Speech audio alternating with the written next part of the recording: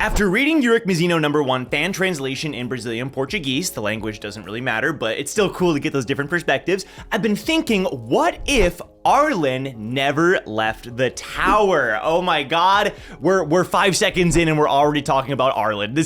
Arlene, I feel like, has got to be like the character with the most theories, right? Like everything revolves around Arlene to some degree or another. Let's find out. Okay, so what if Arlene found a way to get to the red garbage dump? Okay, that's the angle. Since it's described as that place in between floors that might technically make it considered to be outside the tower, I do like the idea that the red light district, red garbage dump, that area is kind of a miscellaneous floor, aka like not even a floor, like it's kind of outside the bounds of administrators and maybe even Shinsu, kind of like the Floor of Death. Floor of Death lost their administrator, the Shinsu kind of went wild. I do really like that idea. The centerpiece here is to explain all of Bomb and Rachel's backstory. In this theory, Rachel is one of Jihad's pieces that he scattered there. Oh wow, we're back. Oh dude, this is a blast from the past. We're doing Rachel Jihad theories. Let's go. Which would explain that she never saw the stars, even being from the outside. Wow. That is a very good point. She is from the outside, she took care of Bomb, and yet that's the weirdest thing. She's so desperate to see the stars, and yet it's like, girl, like, if you want to go see the stars, why are you entering the tower, the place without stars? You were already on the outside. Now we know that Arlene, for example, loved seeing the stars of her homeland. In that very same Floor of Death chapter, we see that Rachel's like, Arlene, I'm the one in the prophecy. It's like 240, I think, episode 240 of season 2. And somewhere around there, but like ultimately it does give me weird vibes of like Rachel maybe metaphorically wanting to see stars. Then you add in all the recent stuff, all the recent lore we've been getting. But I do like the idea that, especially because there's so many mysteries regarding how like Rachel ended up taking care of Bomb. What was it like when she left that cave? Because we know every single day Bomb said, please stay, Rachel, and she said, nah, I got places to be, Bomb. I got things I gotta do. You have to stay, but I gotta go. And it's like, what was she doing when she left that cave? This would also explain why there was a Jihad symbol in Bomb's cave. Very good point. And I think the image of Rachel being mistreated by someone, if you don't remember, this is one of the weirdest panels in Tower of God, and it wasn't included in the anime as far as I can remember. There's a panel during the Crown game after Hwaryun injures Rachel and then Bomb like jumps in front of her for a second attack. There's a panel of Rachel, someone grabbing Rachel's hair and like pulling her hair. It's pretty graphic actually for this, even for season 1. And it's like, what does this mean? When she leaves the cave, are there things that are happening to her? Is she some kind of subordinate of somebody else? Was this before she was taking care of Bomb? Why is Bomb seemingly seeing this image? It's so bizarre. Like, is that supposed to be Bomb seeing that image, or is that just for us, the audience? It is so weird. Could explain why she kept Bomb hidden from the outside, if not because of the other Jihad pieces to protect him. Wait a sec, so this is saying that Bomb's cave is inside the red garbage. Wait, okay, I didn't put that together. So not only is right, so the cave, so that means Bomb wasn't on the outside. Okay, I'm finding a missing link here. The outside god is a missing link. If we're supposed to take Garam's story seriously, then how does this explain the outside god's involvement? I'm very curious because there's this other figure that resurrects Bomb, apparently. There's a lot of theories around how that happens. So how is that explained if Bomb was in the red light district alongside all the other people like Wangnan and Bellery, assumedly? I don't know. The flaw in this theory, okay, I should just shut my mouth. The flaw in this theory is that she got help from the outside god, which would mean she only got outside.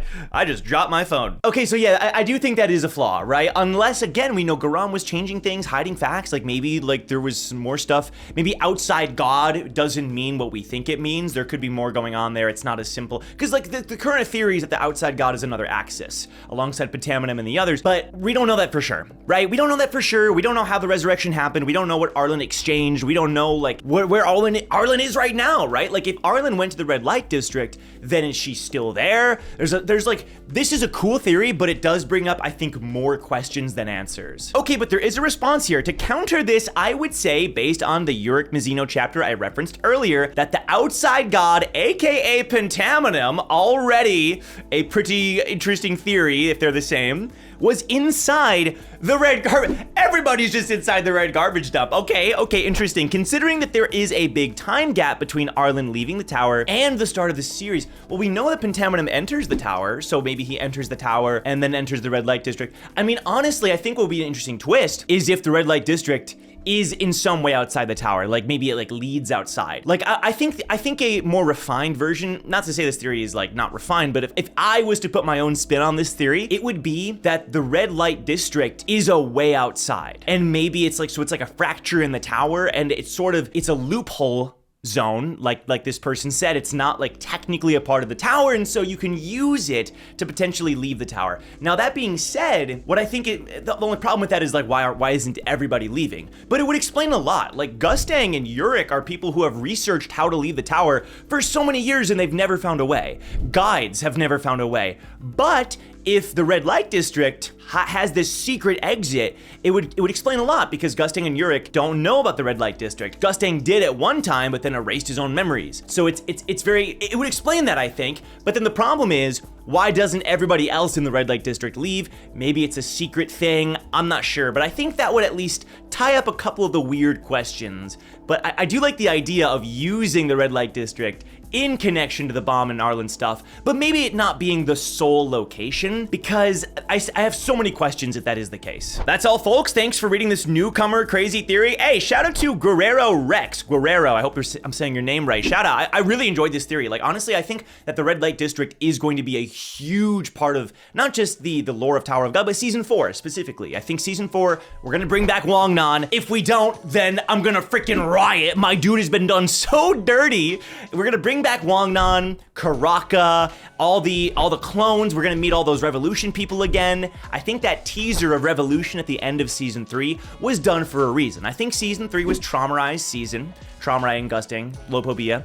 And then season 4, we're going to dive into Red Light District. At least that's how we're gonna start. That's the vibe, the feeling that I get. It's gonna be connected to V, because V's currently inside of Bomb's body. It's gonna be connected to all the stuff with Arlen and Bomb as well. So I think your theory does lead to some very interesting conclusions. Our next theory is from Estarosa. I love the N profile picture, shout out. How Enryu killed the administrator, aka how to kill an admin in general. I love the way this is framed. It's like a how-to guide. It's like you go to like the how-to wiki, you know? It's like how to kill an administrator, step by step. Let's see what this tutorial looks like. Number 1, the status of admins. This is important clarification. The general consensus is that admins are far above or superior to Towerborns or Irregulars. It's because the contracts imply a submission in authority.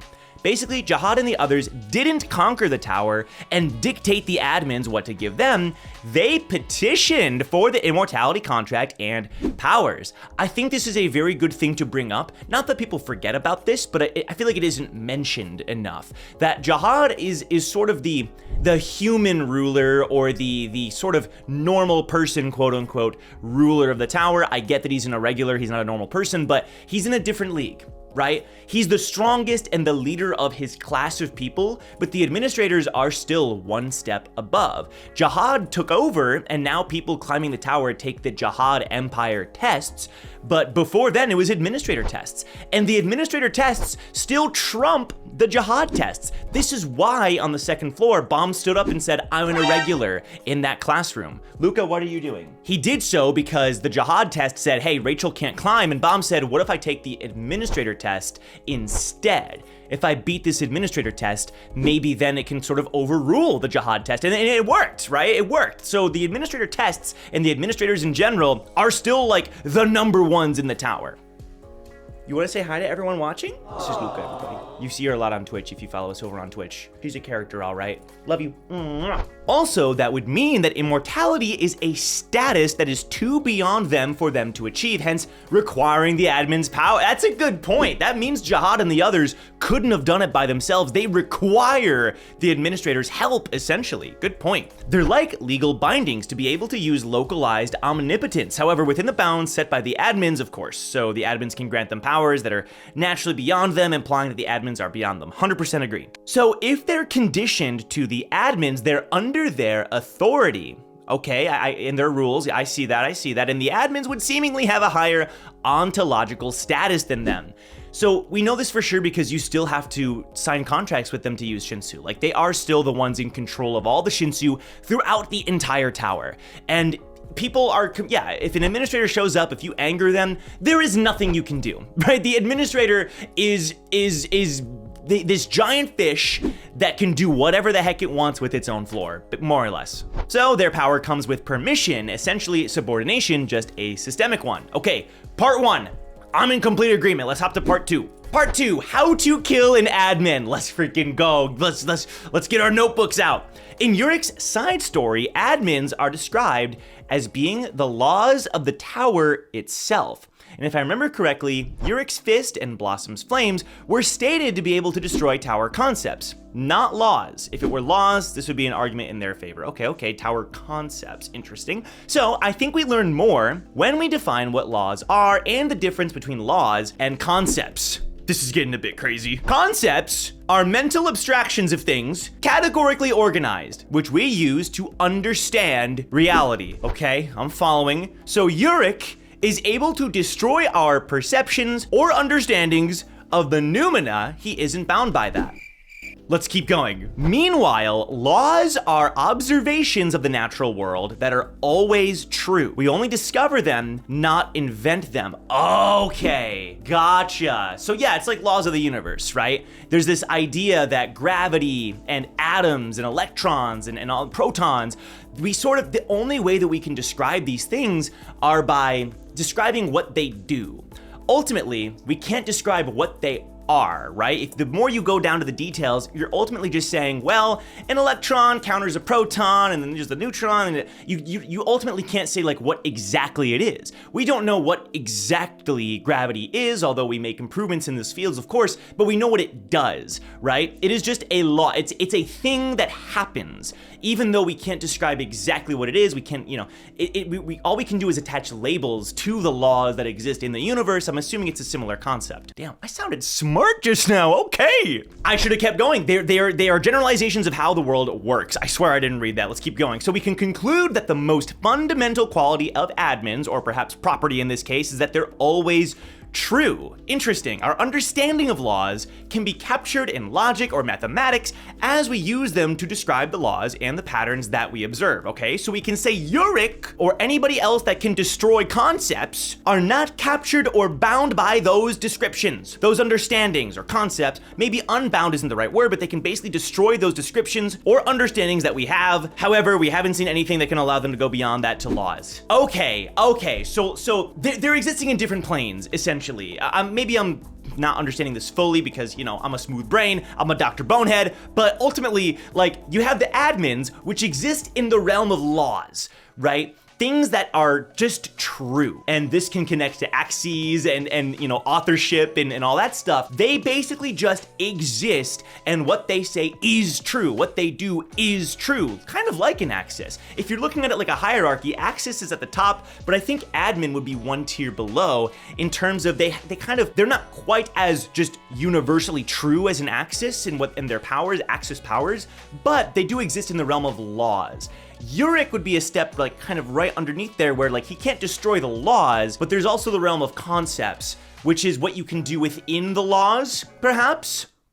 That's the best I got right now. Okay, final paragraph. It's hard to say which is more fundamental in nature because it depends, in my opinion, in reference to what exactly. Perhaps in Tower of God, concepts could be less fundamental than laws if the admins are the most fundamental beings in the tower, so they're metaphysically defined differently. But I think if we go off of this, the way to beat an admin would be to show how they aren't true. Okay, I forgot that was the theory. I forgot that our whole goal here was how to kill an admin. Okay, so we have to untruth them. I'm with you, I think. Clarifying that they are not a law to begin with, debunking them. We gotta beat them in a debate, okay? And this is likely how Enryu could overcome an admin by having reclassified its state, proving that it's not always a constant, not always true. Reminder that admins said they can be challenged, which I think supports the point since the interpretation of that would be demonstrated as false. They're basically saying, okay, come prove me wrong. So, okay, first of all, shout out. This is really cool. This was a cool breakdown, Estarosa.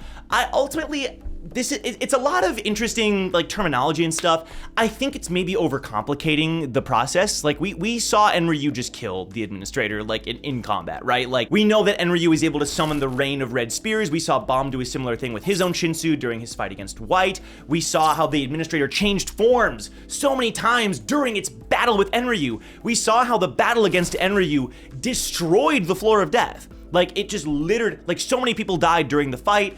And we saw that the Deja, I think it was Deja, right? Deja like looked upon Enryu and gained the prophetic sight. Like all these things happened, and I think it's a result of an actual physical conflict. Now, I do like the idea with Yurik's punches and the administrators existing in kind of like different sort of planes, different classifications in the tower, and then you have like people outside the tower with their own classifications. I think that all is very interesting. But I think as far as like how to defeat an admin, I have a feeling it's a lot more simple. I have a feeling it ultimately is just beating them in combat. Then again, maybe a part of that combat or being a part of that sort of conflict between them, maybe it does involve some kind of like you have to cross into their realm. You have to cross into their territory, their sort of realm of powers or realm of existence, like laws and concepts. But it's ultimately, you just gotta beat them up. You just gotta beat them up, which is impossible. It's kind of like saying regulars can't beat rankers, but there's like 2 exceptions. It's kind of like saying rankers can't beat administrators, but there was an exception. I think it's the same thing ultimately, maybe just to a more grand degree. Chrono, hello buddy. Lucas said hi earlier, and now we got Chrono. Look at this dude. This dude is the true king of the tower. Thank you all very much for watching. If you enjoyed, more Tower of God content is coming very soon. I want to give a special shout out to our Patreon supporters. Thank you to everybody who has supported this channel through Patreon, especially shout out to our rankers. We have Louis Kahada, Mr. Nexo, Olaf Lind, Smap the Slayer Anime, Soren Kwasagrak, and Tony Reed. Appreciate all of you in particular, but anybody who has watched and supported this channel, appreciate you, and I'll see you in the next one. Peace!